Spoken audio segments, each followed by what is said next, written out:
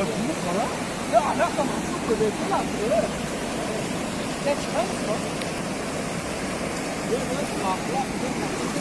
Hayır, buraları sütü böyle. Sağ mısın? Böyle para. Siyah kağıda bakıyorlar. Nerede var sen? Ay yok ya, hayır bana oturuyor. Ya garenin ortasında yaptı. Hortum var ya, balık bence.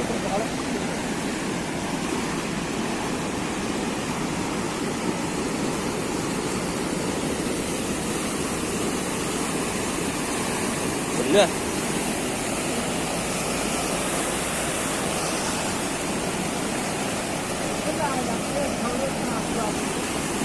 Uyali. Ina na omace.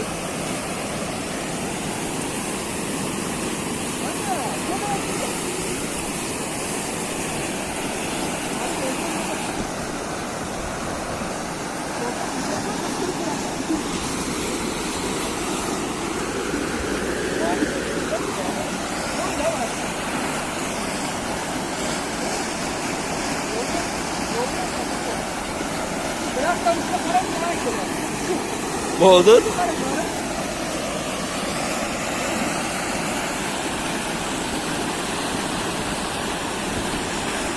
Nasıl?